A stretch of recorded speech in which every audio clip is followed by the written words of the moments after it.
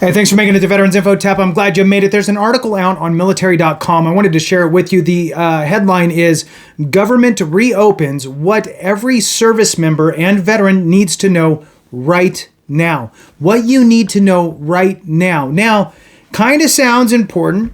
I did cover some things that were included in some different pieces of legislation that all got signed in order to get the government reopened that absolutely impact the veteran sphere, if you will, and military population. So I'm curious if I either missed something, maybe there's something else, or if this is what they're talking about. I want to jump into it. Please hit this thumbs up for me, subscribe, share with a friend, all that good stuff. I really appreciate it.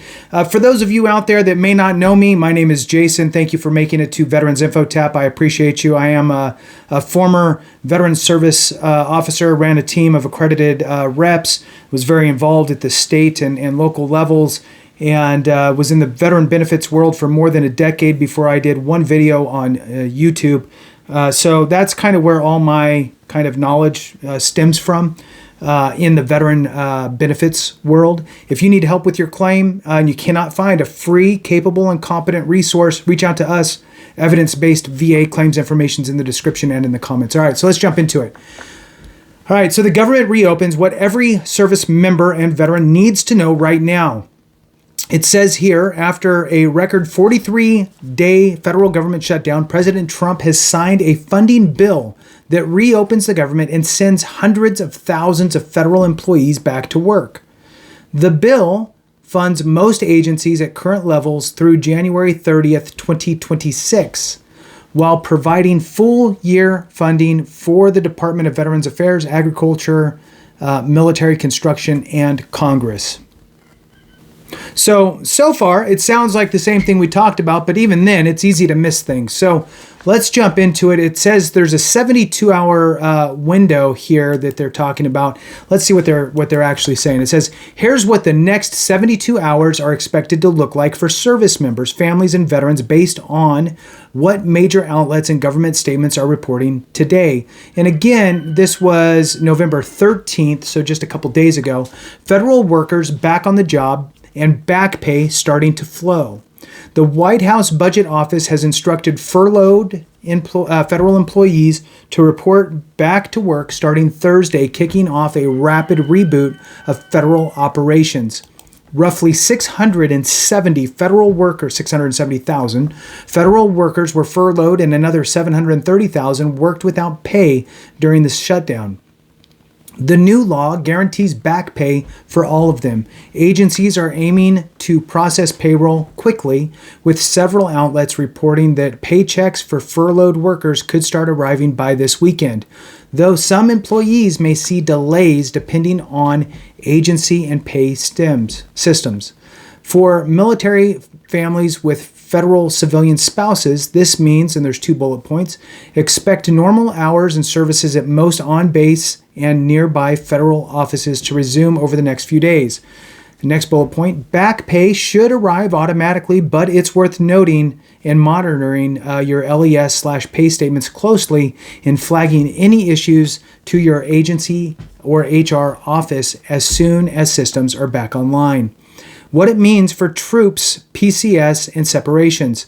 Throughout the shutdown, Pentagon shifted funds and issued temporary policies to keep pay flowing and protect benefits, including short-term extensions for troops nearing separation. The Army extended some soldiers by 45 days, and the Air Force and Space Force extended a smaller group by 60 days to preserve pay and benefits during the funding lapse. With the government now reopening, here's what to expect over the next 72 hours, which is basically now. It says here, 3 bullet points. Pay. Regular military pay should continue without interruptions. Any oddities in mid-month pay that cropped up during the shutdown are likely to be corrected as finance offices catch up.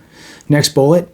Separations/retirements, those who were involuntarily extended should start to see updated separation timelines once personnel offices fully reopen.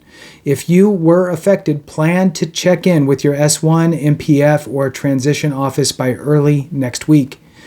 Last bullet here, PCS orders and travel moves that were frozen or delayed should begin working through the pipeline again. But there may be a backlog. If you had PCS orders on hold, contact your installation, transportation, or assignments office for updated guidance.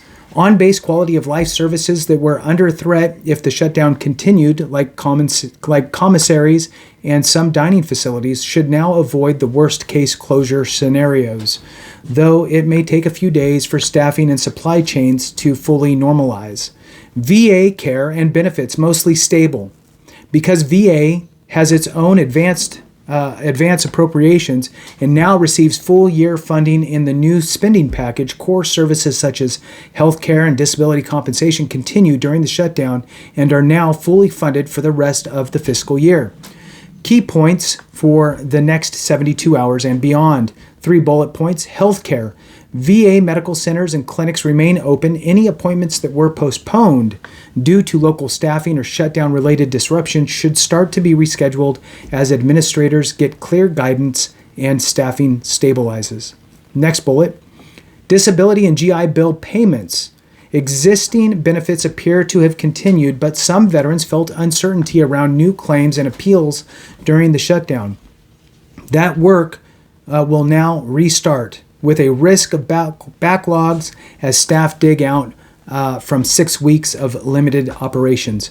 Last bullet, VA staffing. The Senate's VA spending bill ties funding to a specific staffing target to prevent deep workforce cuts, even as the department pursues reorganization. That should help stabilize staffing in critical care and benefits roles. If you have a pending claim, appeal, or community care referral, the next 72 hours will mostly be about VA employees returning, logging back into systems, and triaging the stack of work that has accumulated during the shutdown. SNAP. Remember, there's over 1 million veterans on SNAP. SNAP, SBA loans, and other benefits many military families rely on. The reopening also flips the switch back on for several programs that directly affect military and veterans families. SNAP, food stamps. The administration has said full SNAP benefits will be restored very quickly, with some reports indicating disruptions within 24 hours of reopening and most states catching up within a few days. SBA loans, Small Business Administration loans, and Veterans Small Business Support, the Small Business Administration, has continued to provide support during the shutdown and will continue to process new loans and assistance, which is a big deal for a veteran-owned business that have felt stuck in limbo during the shutdown. Last bullet here, other federal aid. The funding bill extends agriculture and nutrition programs through September 2026, ending the short-term uncertainty for food assistance and rural programs heavily used by military families and veterans. If your household uses SNAP, WIC, SBA loans, or similar programs, you should start seeing agency update websites, hotlines, and local offices with fresh guidance over the next couple of days.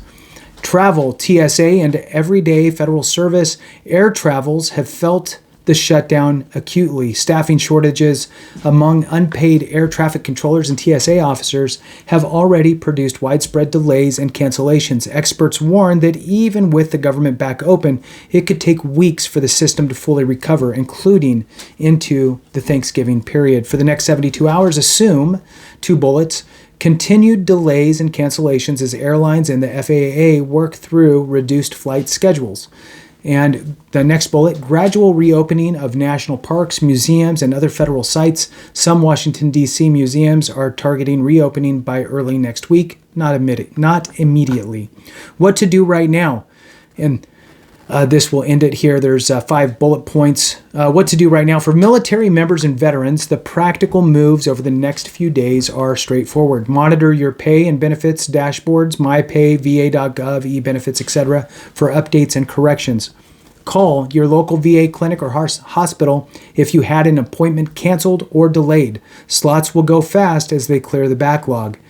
Next bullet, if you were extended on active duty due to a shutdown, make an appointment with your career counselor or transition office to confirm your updated timeline. And next bullet, if you rely on SNAP or other federal assistance, watch for state notices about restored benefits and disbursement dates. Last one here, if you're a veteran, small business owner, reconnect with your SBA district office or small business counselor as loan and certification pipelines reopen.